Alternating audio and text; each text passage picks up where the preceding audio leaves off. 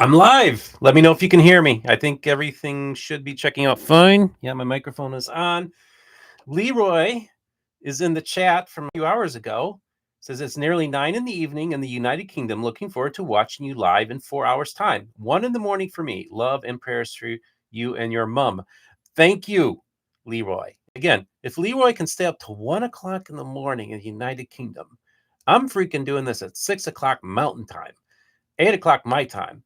And if Leroy can do it, we all can do it. So I hope that you can hear me loud and clear. And if you can't, let me know.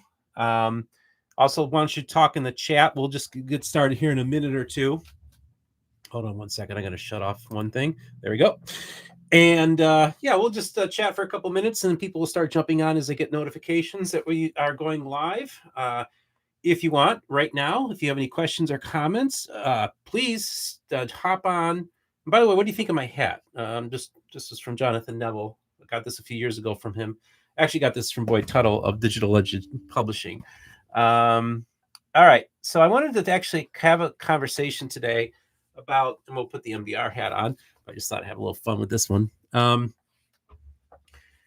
wanted to talk about an evangelical defends Mormonism. What is that all about? Like, why would an evangelical defend Mormonism? And part of the reason I decided to put this out tonight was, I have a crazy life. I mean, it really is like living the dream, but sometimes it's also living the nightmare. Most of the time, it is living the dream. But, and just to give you an idea, this morning I talked with 3 very well-known podcasters. You all know who they are. They've been these are, just think of like the big ones out there. The odds are you're thinking of maybe a couple of them. Talk to them on the phone. That's what I got. My phone call this morning was from one of the big dogs, and actually I'm working on facilitating a conversation between 2 podcasters who are on different sides of the gulf, if you will, in their belief system. And actually, it's kind of interesting. They want, kind of mediating those kind of conversations, mediating conversations between people that are having disputes with each other. It happens all the time. Then I have my Rabbi Joe Carnes, who was on a guest a few weeks ago, and he checks in with. We talk about at least once a week on the phone. Checks in on me, and and then talk to a pastor. Then I get attacked on Facebook, on my Facebook page by these Christian apologists that drive me nuts. I'm sorry, they just drive me nuts. I also want to say that there was one of my critics who is a Mormon apologist. From my understanding, recently lost their job, and apparently it didn't have anything with some of the things that he said about me, but he did say things about some of my friends. And I actually talked to one of my friends on the phone today, or the other day, about it, who was a subject of a brutal attack from this individual. And I've been in backroom discussions trying to facilitate a conversation with this individual, and I did a good faith effort last weekend. I pulled a video that he asked me to pull, and I did. I still haven't heard anything, and we're going on a week after I pulled this video. So I don't know what's going on. It's just kind of weird. So maybe he's just reeling from losing his job. I don't know. I feel bad for the guy in one sense, but I also think that, you still have to be responsible for the things you do and say online. And speaking of which, another thing I had to deal with is I had to throw out 2 people out of my Utah Interfaith Forum group who were attacking one of the more prominent members in the group, a good friend of mine. And these hooligans decided they were going to make sport of her and tear her down. And I got some screenshots of some conversations they're having in another group where they were conspiring and planning to do these really crude deeds. So I took it to the mods in the Utah Interfaith Forum Facebook page, and we all agreed that they're not interested in having interfaith conversations. And so we threw them out. So a lot going on today, a lot. And I want to thank people who do give me screenshots. I have a lot of people in a lot of groups who feed me information, and some of it goes public and some of it doesn't. But just let me tell you, if there's people out there that think they can get away with saying things about me or doing bad actors in any of my communities, whether it's my Mormon Book Reviews Facebook group, whether it's my Utah Interfaith Forum Facebook group, whether it's on my channels, wherever it's at, whether it's on my Facebook page, okay? I know what you people are up to, and it's most distressing when it comes from people that are supposedly from my camp. I recently was texting somebody whose ministry basically was shut down because of some stuff that happened. And this individual went to me and said, it's so hard to be attacked by fellow Christians. And I said, yeah, I said, it's always the worst when it comes from your own camp.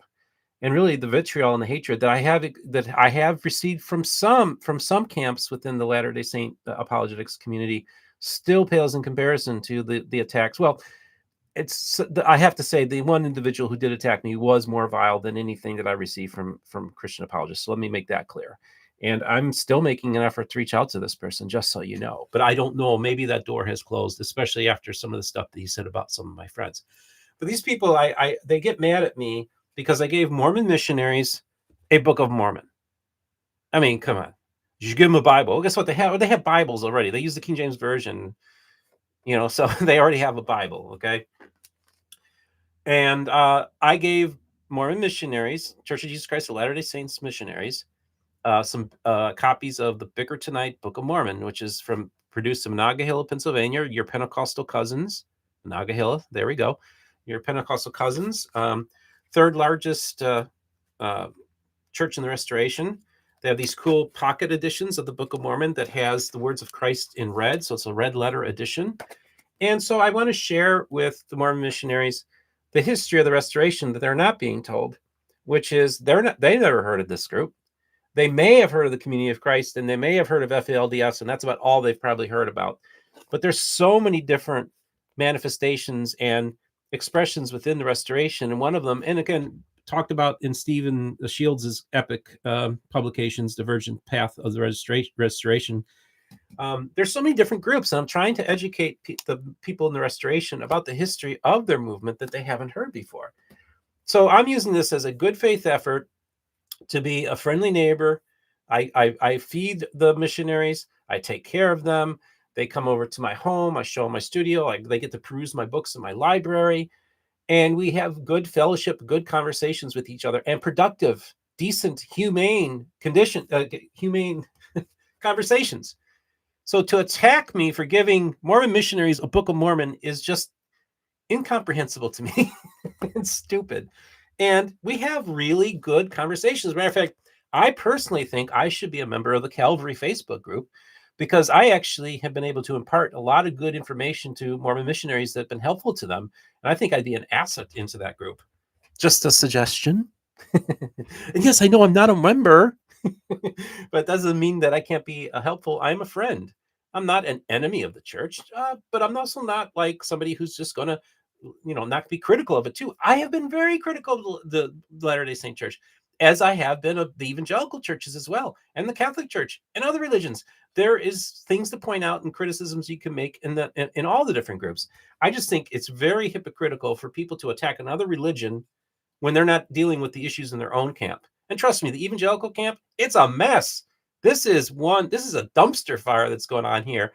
And then these self-appointed gatekeepers who decide they're going to determine who's an evangelical, who's not, who's a Christian, who's not. It's like, sorry, not going to fall into your little trap, homies, okay?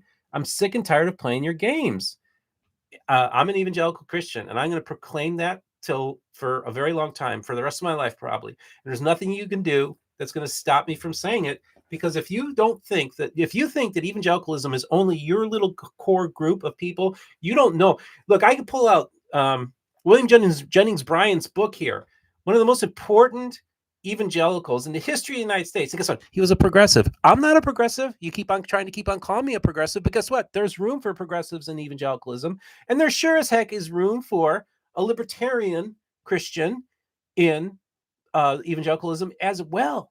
I mean, guys, pay attention to Christianity Today. The editorial positions of Christianity Today, the main magazine of evangelicalism, I'm in line with them. Okay, so to say I'm not an evangelical is just incomprehensibly stupid. I'm sorry. No, I shouldn't say that. Okay, forgive me, repent. I don't want to call people names, but I just think it's ill-informed and not very Christian. And so I'm going to make a proposal to these guys who I literally would be contacting with them directly. One in particular I was talking to Let me just read what here. Oh, by the way, please leave stuff in the comments. I'd love, this is when I do my interacting with people every week. Also, for those of you who'd like to give a donation to the channel in the super chat and get a shout out from me, that'd be great too. It's always fun to do that. Let's see what Bruce says. Steve Shields is a very old friend of mine. I'm so sorry that your path is turning out to be so difficult. True Christians love everyone, just as Christ told us to. Yeah, I agree with that. Yeah. Yep. Thank you, Bruce. I appreciate those kind words there. Oh, I lost my train of thought. Oh, so yeah. So I had a situation last December where I was in touch with one of these Christian apologists to set up a meeting with his partner at their headquarters in Utah. It was on a Friday, and I thanked him and told him, hey, let him know that I'm coming, because I was in direct connection with the other guy, and had an hour-long meeting with this person of this Christian apologetics organization. And it was a little rushed because we both were rushed for time, but I just extended to him and said, I do appreciate some of the work that you do. I do think that you guys need to maybe be more participatory in the scholarly community, and maybe less about apologetics, but doing good scholarship. And also said, I offered to, I said, whatever I can do to help you, resources, connections. I just think that no matter who it is, if you're doing good scholarship and then you're actually doing better apologetics, everybody wins. It's a win-win for everybody. So I would help Mormon apologists, I'd help Christian apologists, I'll help atheists. I don't care who you are. I just want to have civil conversations between all these different groups. So I go to them and say, hey, I want to help you guys. And I also brought up some concerns that I had some people that worked at the ministry that I felt that they'd been treating me unfairly. Well, the next day I'm attending the Bigger Tonight baptism, and I get attacked by one of these apologists publicly, even though we were privately in communication with each other. If you have aught against your brother, come to me. Don't be doing it about the clicks and the publicity. And that's what bothers me. You guys say what you accuse me of says more about you than it does about me. When you're saying I'm in this for the money, I'm doing this for my merch store. When the last time I sold something in the merch store? It's been months. I mean, come on. Let's grow up here, guys. So I think the time has come that we got to have our come to Jesus meeting and hop on Zoom sometime. And I'll volunteer. Sorry, Kyle. I'll volunteer Dr. Kyle Bashirs, who's one of my pastor friends, to be in on that conversation too. So let's see how if you look me in the eyes and be men. Michael Perry. Thanks for keeping going in spite of the hecklers. Thank you, Michael. And let's talk soon. I want to have you on the show soon. And how's your brother doing? Tell your brother I said hi to. I need to reach out to him. Also, just so you all know, I've been kind of in touch with Derek Lambert of Myth Vision podcast. And I'm a big fan of his stuff, especially when I was an atheist. I was really big. Him and I have been having some good conversations. And I talked to the guy with Pro Football Weekly TV based in Chicago. That's rather random. Yeah, but I'm a big Chicago sports media geek. And so I want to maybe do a little stuff in that area too. That's to be determined. So I guess the question is, now that people have hopped on, we're having this conversation. I'm into this about 12 minutes now. Is why Michael says, yes, that would be great. He's doing well. Now, his brother has been on my show, John Perry. His channel is funded by the National Science Foundation, and it's a channel about explaining evolutionary biology. And it's really good stuff. And I had him on to have a conversation about biological evolution a couple years ago. I can't believe it's probably been over 2 years now. My goodness. Either way, motherhood is ministry. I love your channel. I'm an evangelical who has befriended an LDS family. I love your content. It is so helpful and insightful. Yeah, see, that's the key thing. Evangelicals are learning about Mormonism and how to have civil conversations with Latter-day Saints without the gotchas, without the arguments, without the ahas. And I think it's so much more productive to have these conversations than what these apologists are trying to do. And I'm saying it's the same thing with the Mormon apologists. They can do the exact same tactics. And I'm disgusted by both sides. And I wish that they would all grow up and be civil and quit attacking me, because I think they hate the fact people can't stand that they can't put me in a box, and they want to label me something that I'm not. And they hate the fact that I am the only neutral Mormon podcaster. So when you say defending Mormonism, Steve, what does that mean? It means that I, as an evangelical, feel that there's been a lot of things, lies and half-truths and propaganda and things that have been said about the Church of Jesus Christ of Latter-day Saints and the Restoration as a whole that are not true. And I think that most Christians, let's just put it real simple, most Christians don't know anything about Mormonism, but if they know anything about Mormonism, it's probably still echoing the God makers. Okay. And it's weird. Like, just, I mean, there's some weird people out there, man, who have some weird beliefs, and they integrate that into their views on Mormonism, which is very conspiratorial, very odd. And I'm just saying, like, look, if you're going to be critical of Mormonism, let's have the right facts in front of you, rather than, all these little apocryphal stories about them and the legends. And, to the Tanner's credit, I love Gerald and Sandra Tanner. And Sandra Tanner's a good friend. They renounced the God makers, especially the second movie that came out. They were part of the first movie, but they wouldn't have anything to do with the second movie. And as a matter of fact, it's talked about in their book, about how they, had to cut ties with Ed Decker, because Ed Decker then started accusing them of actually being, I think, of the devil. I forget exactly, or conspiring and helping the church. I mean, it's really weird stuff. So we have all this crazy stuff out there that's on the internet. We have this conspiratorial mindset that a lot of Christians have in general, but then you add in like Mormon conspiracy stuff, and it's just wackadoodle stuff. And so, because there's so much misinformation, and I call it bearing false witness against our friends in I call my friends in the Church of Jesus Christ of Latter-day Saints, that we need some corrective measures, and to restart the conversation, reboot the conversation between our camps that's been going on for over 200 years and it's been absolutely futile. And I'm like, well, why don't we move the ball? Let's actually have some good conversations here. That's why I was so disappointed in Trent Horn's debate with Jacob Hansen. And I was talking with Jacob on the phone earlier today about it. Well, not that in particular, but we've chatted. And by the way, I will be going on Jacob Hansen's program, Thoughtful Faith, next week as well. We'll be taping something, and we're going to have a thoughtful conversation.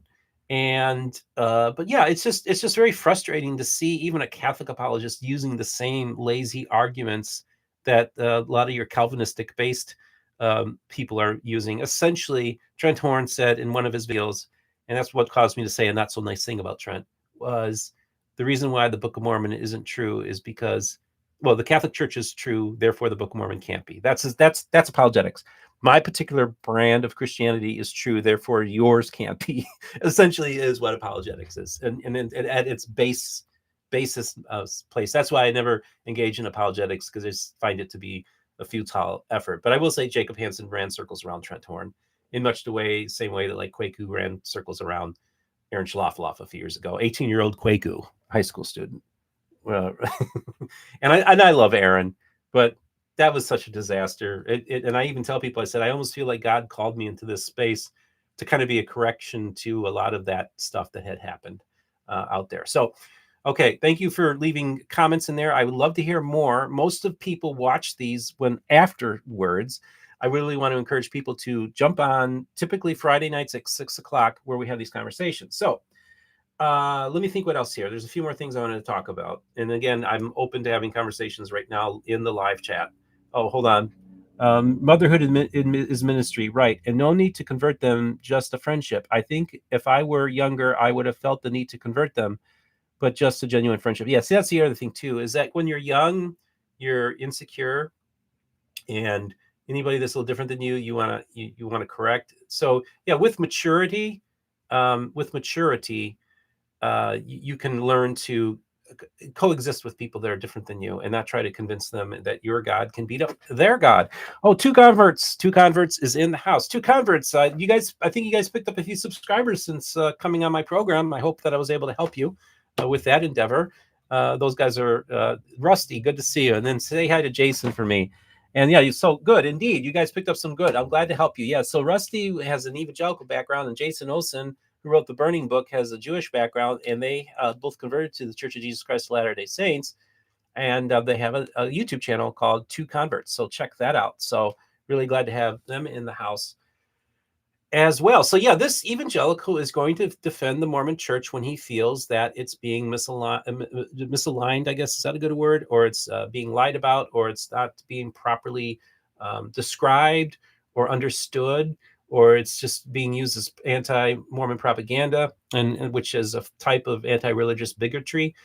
Whenever I see anti-religious bigotry, I'm going to stand up against it, no matter where it comes from. Whether it's people who are bigoted against evangelicals, oh, I get that a lot too. Oh my gosh, people hate evangelicals. Matter of fact, um, in the ex-Mormon Reddit, I will tell you that the thing that the ex-Mormons hate more than the LDS Church, in one sense, and this is just an overall, this is a stereotype. This isn't necessarily, everybody, obviously.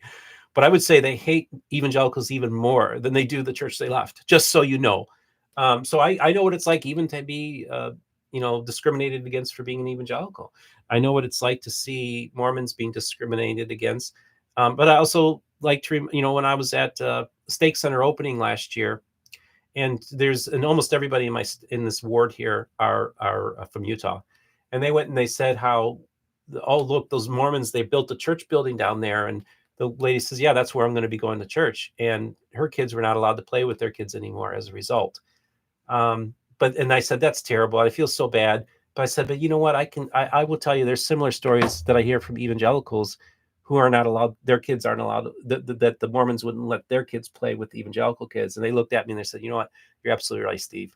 We do the same thing in Utah. So it happens to Mormons here in Florida, or Latter-day Saints, but it also happens to evangelicals and people of other faiths in Utah. So we all need to learn how to be perfect strangers, how to love our enemies, how to turn the other cheek, how to encounter the woman at the well, how to do all these kind of things and do it in a way that Christ did, and not try to be these people who just want to win debates, win arguments, and not really talk about the things that bring us together, our mutual faith in Jesus Christ, our values that are very similar to each other.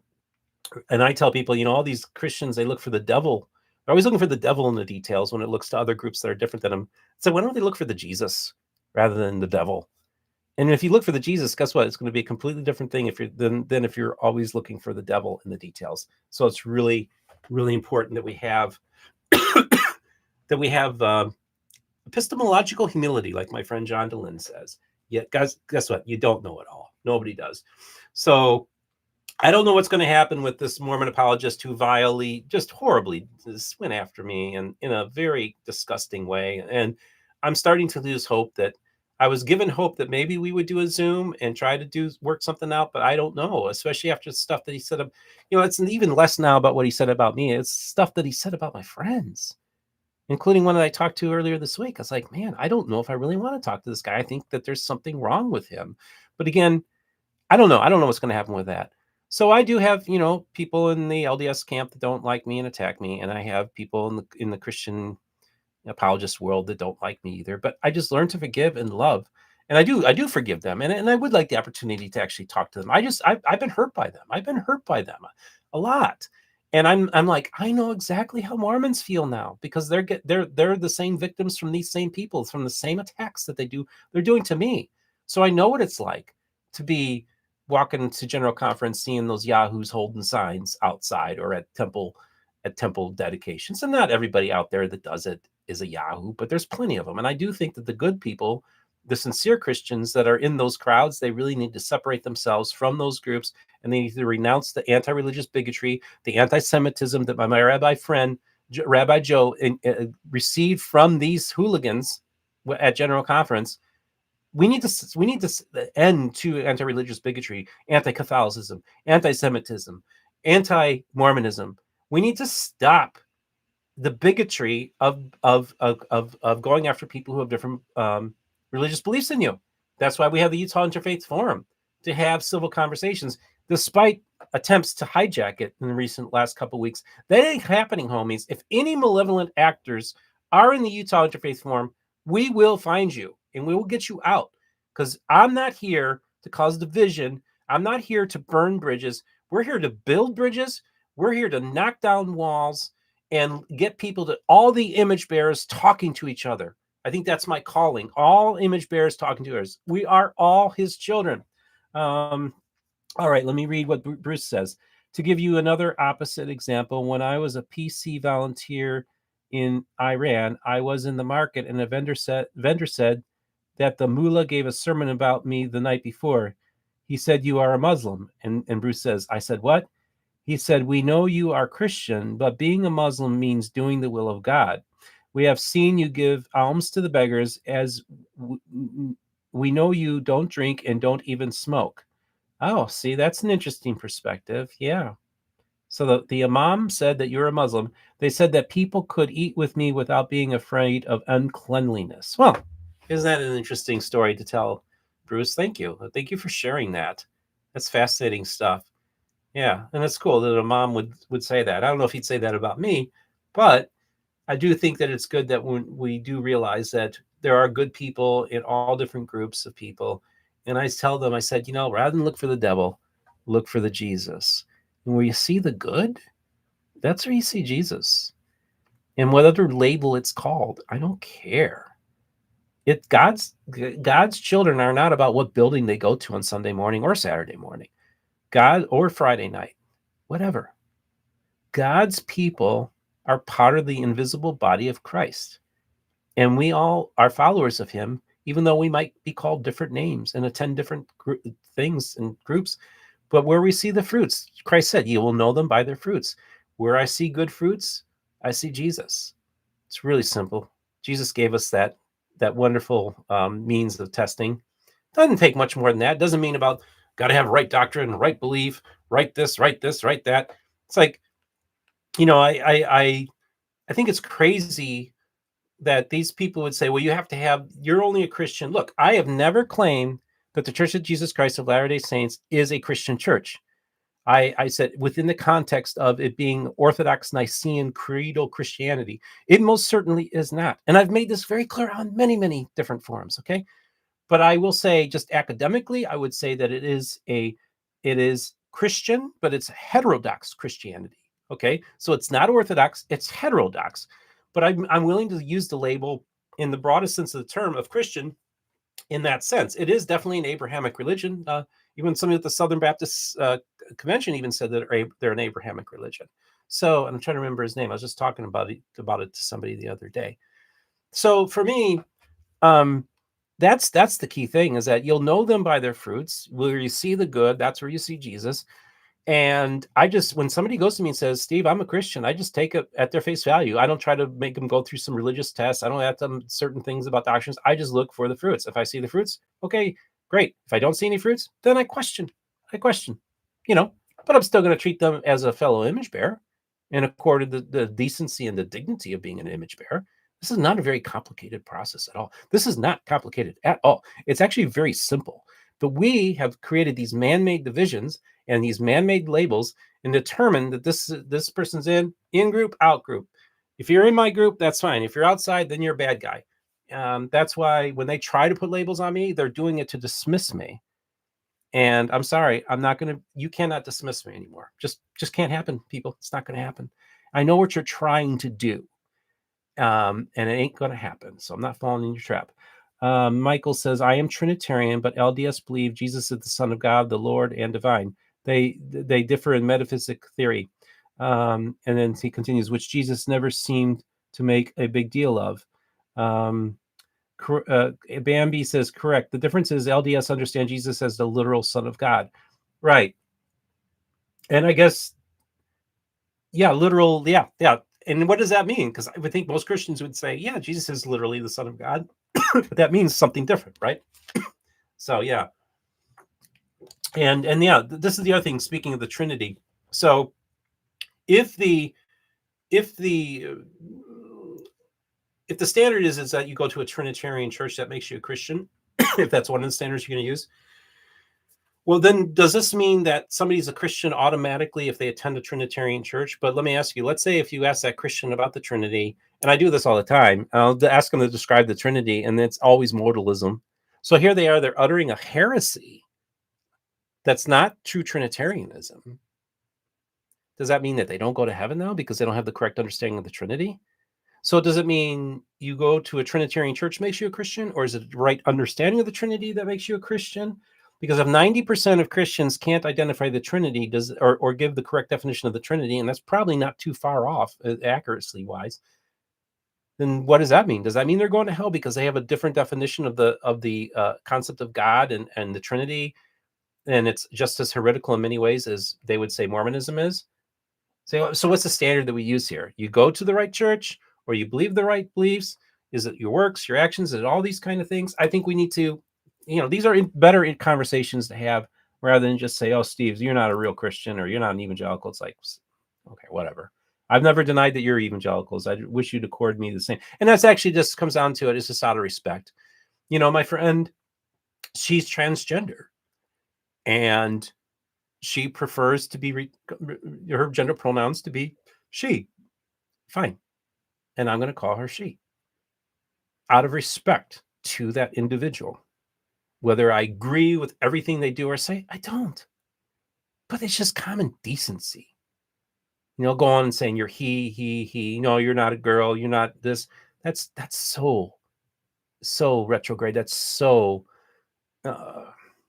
disgusting to me. Just be honorable to people. So if somebody goes and says, this is my preferred way I'd like to be called, or this is how I'd like my name to be pronounced, or I am an evangelical Christian, then just take me at my word.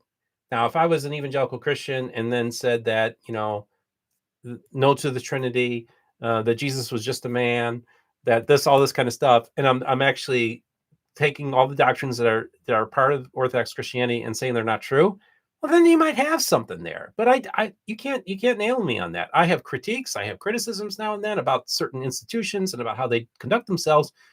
But theologically, I'm pretty orthodox in my own little way. I'm a little weird in some areas, but give us some liberty in Christ and some freedom, for crying out loud. Don't make me check off every single box for me to qualify. That is so stupid, self-appointed gatekeepers.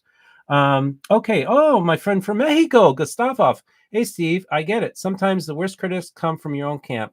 So many LDS accusing me of apostasy for doing videos on LDS history or talking to non-believers. Yeah, exactly. You get the same thing. Yeah, you like you're not orthodox enough, Gustavov. You need to just do faithful stuff. And it's like, no, you want to do what Mormonism with the Murph is doing, and you're like I say, you're the Mormonism of the Murph of Mexico, just like Stephen Murphy is the Stephen Pinecker of Ireland, or now England. Yes, yeah, we get attacked for the people we have and the conversations that we have. We don't shy away from anything here at Mormon Book Reviews. If anything, we tackle all the controversial stuff. And I think we're much more effective in getting out information than any of these other groups. Bambi says, yeah, I watched your Bushman interview. You're doing great. Yeah, congratulations on getting Richard Bushman. And yeah, and I just uploaded our interview on the Book of Mormon. Yeah, so there's a new on Vias de Fe.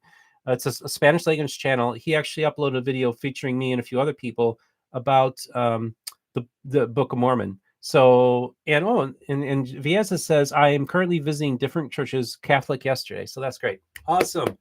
Keep it going. You have Latter-day Saint visiting Catholic churches. This is the stuff we need to do. Go to people's sacred spaces. Go to their services. Get to know them. Don't go by what their doctrinal statements say. That's simplistic garbage. And like somebody did a criticism of the Bickertonites, and it was terrible. Oh my gosh! I want to just take that down from the website, and I'd help you rewrite it to help you do a better job at describing the Bickertonites. That's just so frustrating, just to see bad scholarship and it's claimed to be good scholarship, and it's just awful, and it's terrible apologetics. Bambi says, I love visiting the Bickertonites. Yes, Bambi, you and I visited them together, and then you went on your own with them, and they're just awesome people. You need to get back out there. They're lovely people. I love them so very much. So we're going on a half an hour here. It's after 8 o'clock my time, and this is the end of the week. I start winding things down, but I will stick around for a few more minutes. One, to see if you have any comments or questions for me. Now's the time. You literally can talk to me right now, live in the chat. So if you're watching me live, we can do that.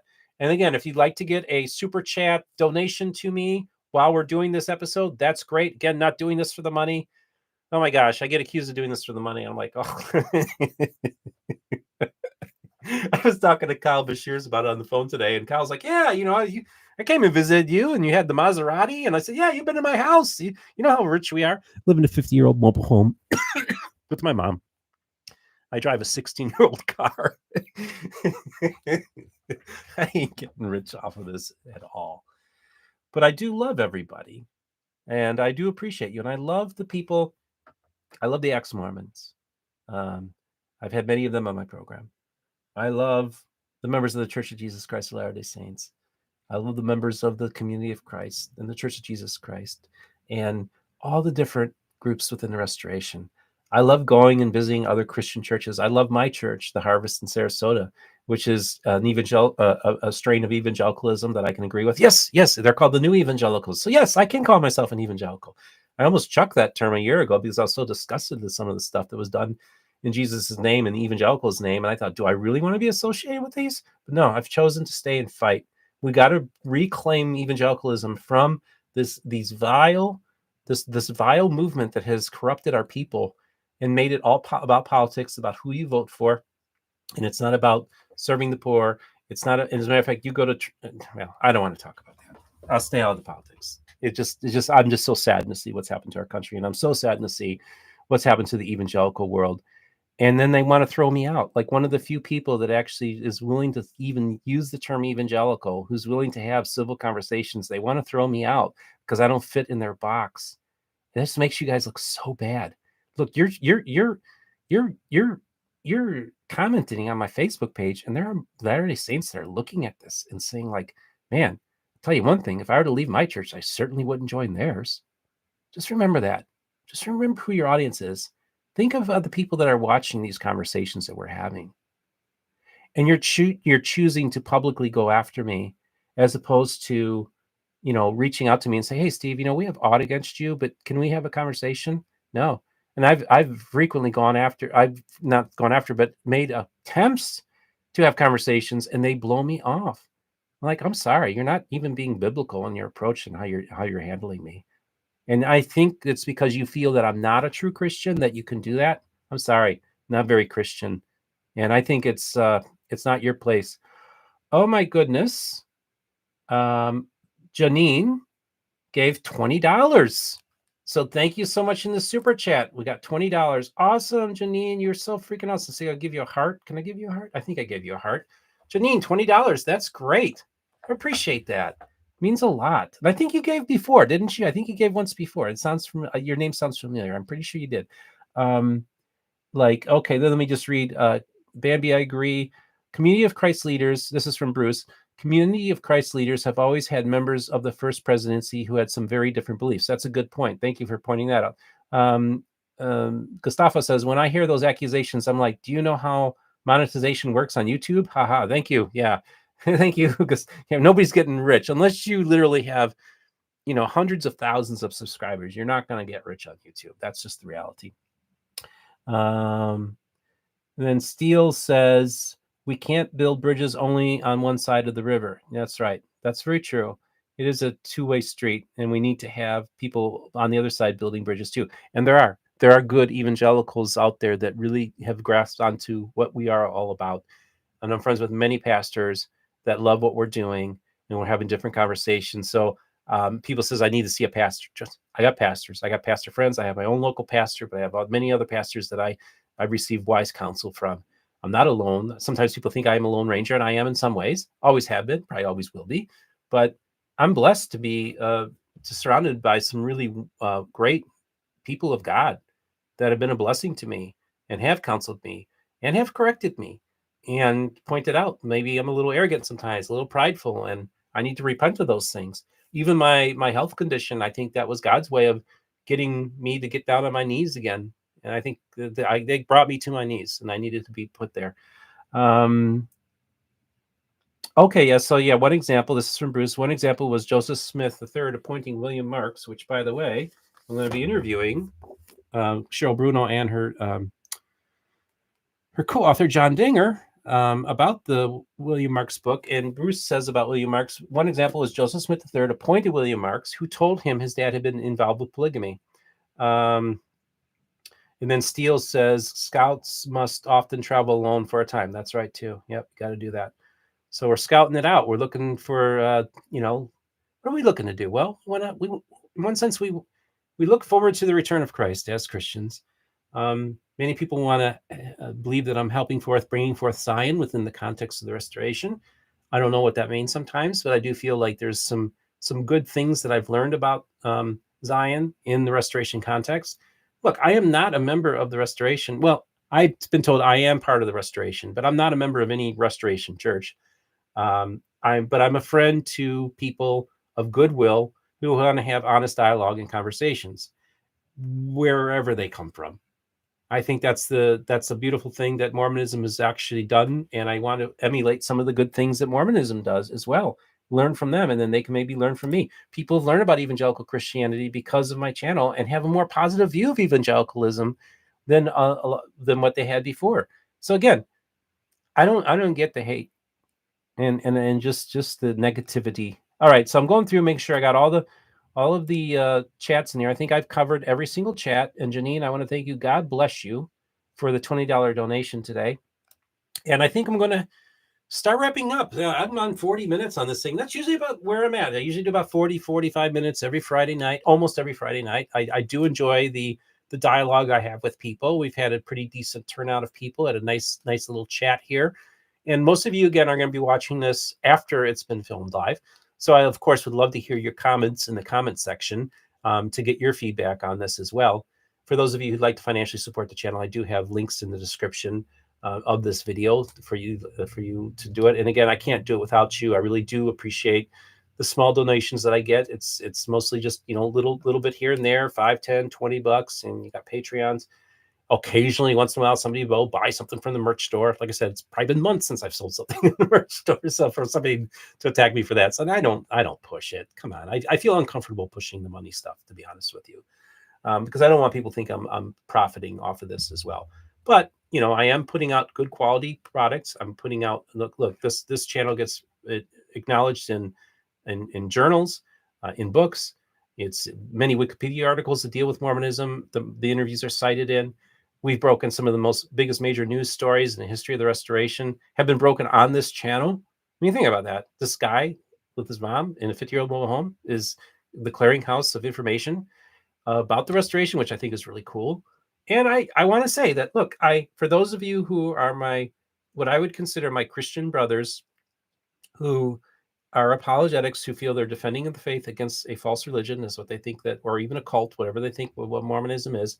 I want to tell you that I want to be able to have dialogue and conversations with you, and even despite your public attacks of me, I'm willing to do off the record conversations with you.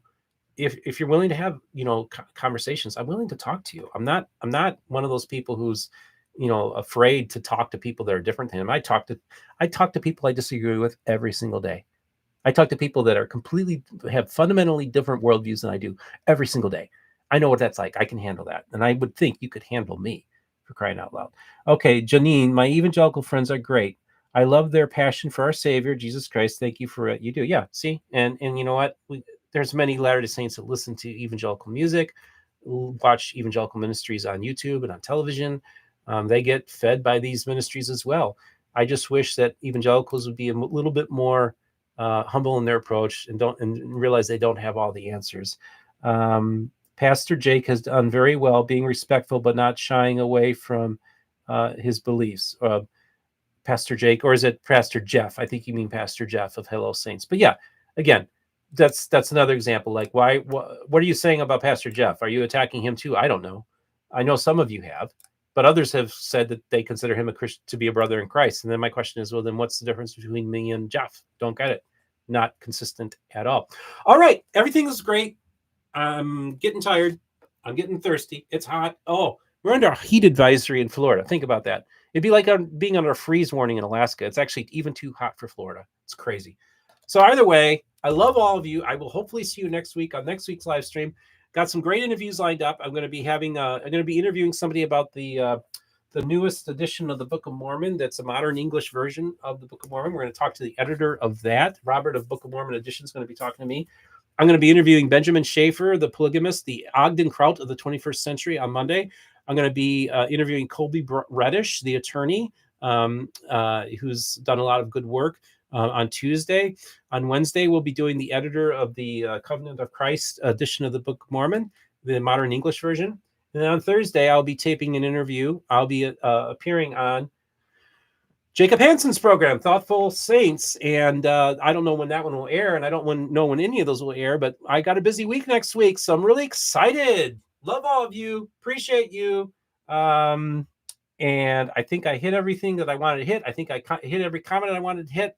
Thank you, Janine, again for the donation. It's freaking awesome. It's really good. And remember, the most important thing is this: all the voices of the restoration will be heard here on Mormon Book Reviews.